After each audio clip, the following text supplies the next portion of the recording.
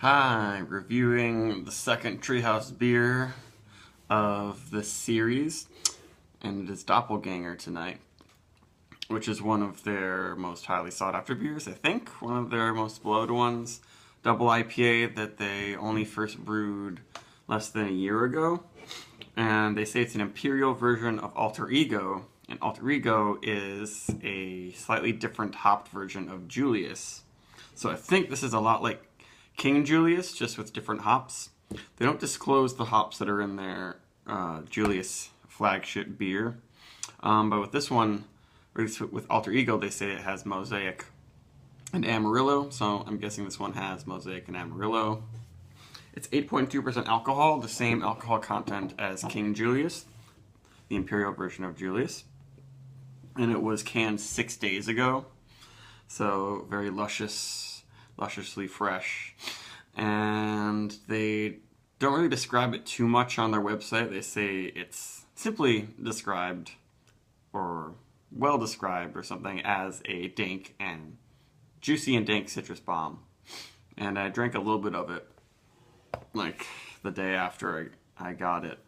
And it was very, very good. It was super hazy and pretty different from their other slightly smaller double IPA Bright, which I had yesterday.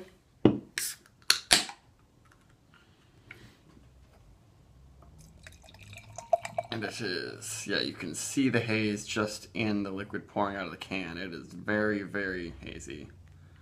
Damn near opaque. And yeah, you cannot, that's pretty opaque. You can't really see anything through there. And this can's been sitting in the fridge for a while, so there's probably a little bit of sediment even built up at the bottom. And that head is just solid, dense, soapy, some bubbles, but it looks like a ridiculously hoppy beer, and I can smell it from a foot away from the beer. Ooh, that is very big. The dank juice, citrus, and all that is all in there. It's not like Bright, where that one was really fruit forward and very much like candy. This has the candy elements, but then also a lot of green things happening. It's not too vegetal in the green quality. I wouldn't say it's kind of asparagus or kind of dill, like I've noticed in actually Bissell Brothers, the Substance, the batch that I got from there a couple weeks ago. This has the very green marijuana sort of dank qualities to it, very resinous too, but intense. Yeah, this one's got a little bit of a bubblegum juicy fruit thing going on, along with lots of orange juice, lots of cotton candy, lots of peach. Smells like fresh peach juice and mango juice. It's got every tropical fruit in there, and lots of intense resinous dank flavors. I'm not getting too much smoky green onion yet. I might get that more as it warms up. But that is a very intense beer, just in the aroma.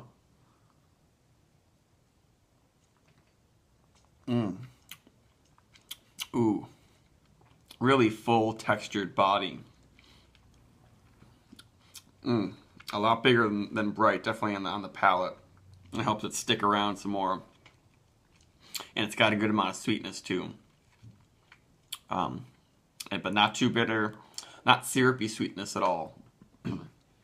That's very nice. Right now I'm not getting too much bitterness hanging out on the tongue. It's mostly the textury yeast sediment that works really well with these styles. Oh wow, there's just so much happening. It's juicy fruit gum flavors, it's regular traditional bubble gum flavors in there. All these things that I usually think of in Belgian yeast, but it's coming out. Maybe they use a slightly more expressive yeast strain with this one, as opposed to with Bright, where they say they use a clean American ale yeast. Apparently, and I read this on the Mad Fermentationist, great blog.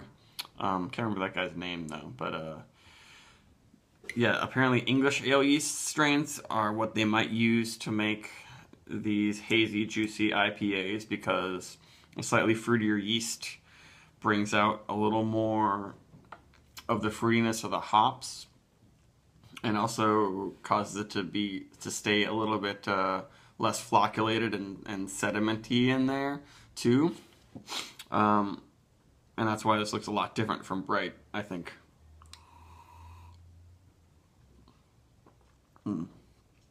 But it's not too stemmy or too dank. Like it's like the green resin really is battling it out with the juice in this one, and neither of them really win, I would say.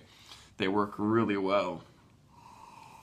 And the Amarillo is bringing just enough orange citrus rind bitterness that Mosaic doesn't usually have. Mosaic, I think, is usually more tropical and kind of berry grapes thing going on. Yeah, I really love this hop combo, which I haven't seen just Mosaic and Amarillo highlighted in too many beers. And it really is very nice, because Citra and Mosaic has done so much, and those just end up being the dank herbal salad on top of tropical fruits. But this one has a lot more citrus, which I'm enjoying quite a bit. It's you know, tangerine, clementine, orange, fresh sweet orange juice, whatever you want to say, all that stuff. And then with the stone fruits and the tropical fruits coming in from Mosaic, and not too much of the green onion yet, but this is a little too cold in my opinion right now. I should have let it sit outside the fridge for a little bit.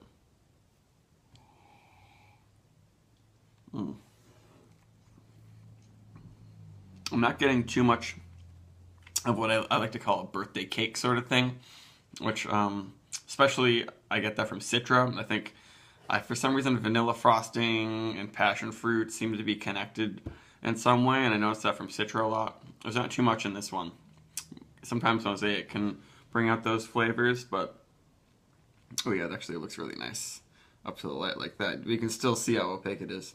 Yeah, but the Mosaic and Amarillo combo is just hitting some of the more classic citrusy American IPA elements, and then with all the tropical fruit juice that is the craze these days.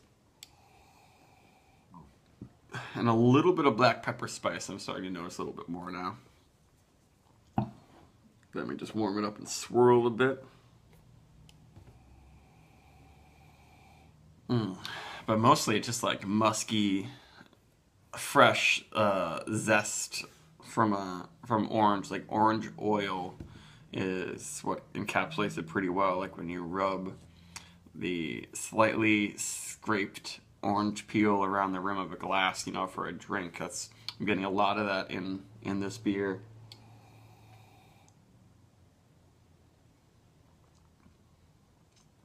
And like so little bitterness. That's what I've noticed in Treehouse beers, is they're not very bitter at all. They end up having a sort of smooth thing happening, especially when they're this hazy.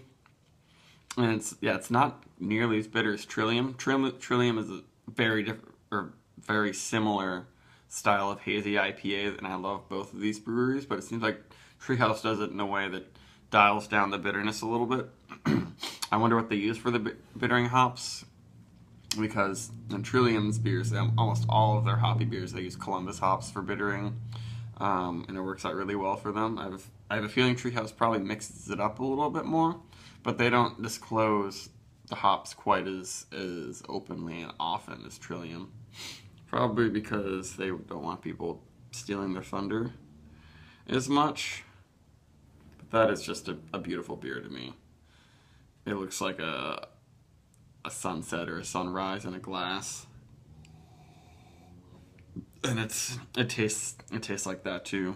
It tastes like it's just every orchard fruit you can imagine. It's really, really nice.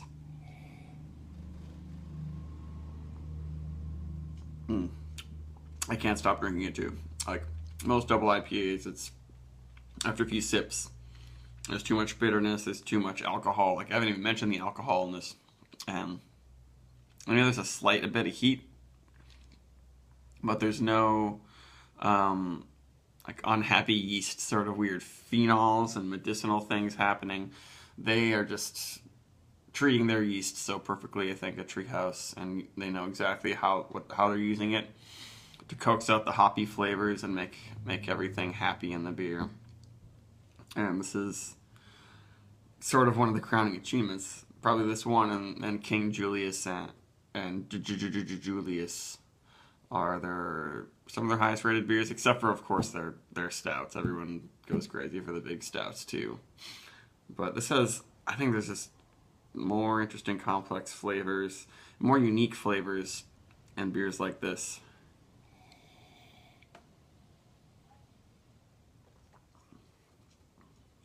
Yeah, there's just a very slight scallion thing happening, but it's not dank, sweaty sort of onion or any of that catty sort of thing happening, like ammonia or that kind of funk.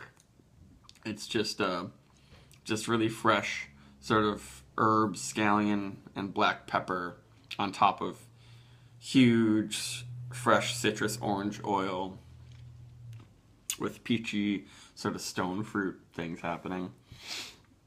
And yeah, I'm gonna give this beer like a 92.